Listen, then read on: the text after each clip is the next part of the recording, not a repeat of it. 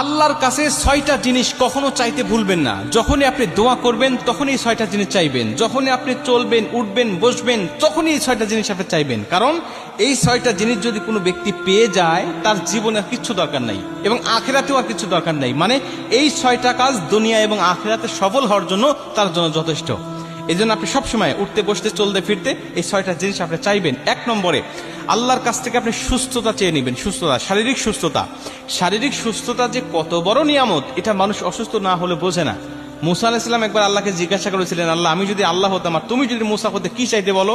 আল্লাহ বলে, মুসা, এটা কখনো সম্ভব নয়। বললেন, আল্লাহ, সম্ভব নয় আমিও জানি, কিন্তু বলো কি চাইতে তুমি? আল্লাহ বলছে, আমি তখন তোমার কাছে চাইতাম শারীরিক সুস্থতা। মুসা আলাইহিস সালাম বলছে, আল্লাহ, আমি তাহলে তোমার কাছে শারীরিক সুস্থতা চাই, কারণ কি চাইতে হয়, কি উত্তম চাওয়া, এটা আমি জানতাম না। এখন তোমার কাছ থেকে আমি কায়দা করে শিখে নিলাম।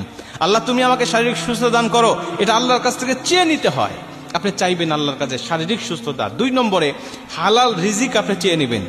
হালাল রিজিক মানুষের জীবনের জন্য কত বড় উপকারী। নবীজি বলছে, যারা হালাল রিজিক থাকে তার ইবাদত আল্লাহর দরবারে কবুল হয়, কিন্তু যার হারাম রিজিক বা হারাম ইনকাম যার মধ্যে আছে, হারাম মাল যারা ভক্ষণ করে, এদের কোনো ইবাদত আল্লাহর দরবারে কবুল হয় না। আর হালাল রিজিক দুনিয়াতেও মানুষকে সুখময়, শান্তিময় জীবন দেয় এবং পরকালেও আল্লাহ পাকের জান্নাত সে পেয়ে যায়। এজন্য হালাল রিজিক ইনকাম করার চেষ্টা করতে হবে এবং আল্লাহর কাছ থেকে চেয়ে নিতে হবে। এটা হলো 2 নম্বর। 3 নম্বরে একটা নিরাপদ বাসস্থান আল্লাহর কাছ থেকে চেয়ে নিবে। নিরাপদ বাসস্থান কেন বলছি? এটা আল্লাহ পাকের পক্ষ থেকে একটা নিয়ামত। কারণ যেই ঘরে মানুষেরা দিন পালন করতে পারে না, ভালো পর্দার ব্যবস্থা নাই, মেয়েদের পর্দার কোনো ব্যবস্থা থাকে না, নামাজের কোনো ব্যবস্থা থাকে না, যেই ঘরটা চতুর্দিকে খোলামেলা বা কোনো রকম ইসলামের গণ্ডির মধ্যে পড়ে না, এই বাসস্থান নিরাপদ নয় বা এই বাসস্থান আল্লাহ পাকের পক্ষ থেকে কল্যাণকর নয়। এই জন্য কল্যাণকর বাসস্থান আল্লাহর কাছ থেকে চেয়ে নিতে হয় যে, আল্লাহ, তুমি আমাকে নিরাপদ বাসস্থান দাও। কারণ দুনিয়াতে থাকতে গেলে, দুনিয়াতে চলতে গেলে একটা নিরাপদ বাসস্থান মানুষের মৌলিক চাহিদার মধ্যে পড়ে এবং এটা খুব প্রয়োজনীয় একটা বিষয়। 4 নম্বরে নেককার স্বামী অথবা স্ত্রী। সে যদি মেয়ে হয় তাহলে নেককার স্বামী চেয়ে নিবে, সে যদি ছেলে হয় তাহলে নেককার একজন স্ত্রী চেয়ে নিবে। কারণ নেককার স্বামী স্ত্রী যার কপালে পড়ে, যার থাকে, তার দুনিয়াটাও জান্নাতি সুখ মনে হয় এবং কিয়ামতের ময়দানেও সে জান্নাতে যাওয়ার জন্য তার জন্য সহজ হয়ে যায়। কারণ নেককার স্ত্রী সর্বসময় স্বামীকে দিনের পথে চলতে সাহায্য করে। নেককার স্বামী তার স্ত্রীকে দিনের পথে চলতে সাহায্য করে।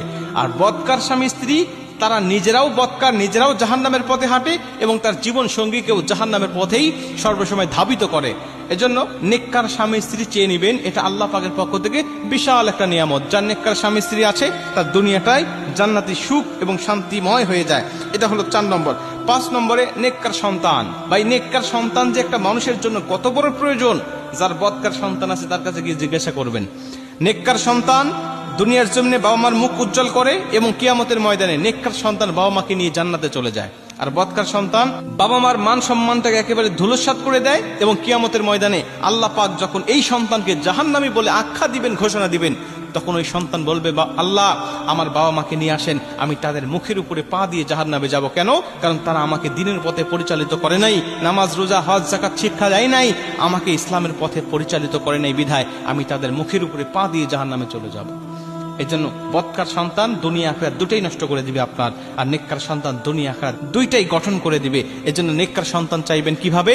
আল্লাহ নবী ইব্রাহিম আলাইহিস সালাম যেভাবে চেয়েছিলেন, রব্বি হাবলি মিনাস সালিহিন, রব্বি হাবলি মিনাস সালিহিন বলে বলে আল্লাহর কাছে দোয়া করবেন। এটা হলো 5 নম্বর। এবং 6 নম্বর হলো আল্লাহর কাছ থেকে আপনি ঈমানের সাথে মৃত্যুটা চেয়ে নেবেন। কারণ যার ঈমানের সাথে মৃত্যু হয় তার আর কিচ্ছু প্রয়োজন নাই, তার জীবনটা সফল, তার আখিরাতটা সফল।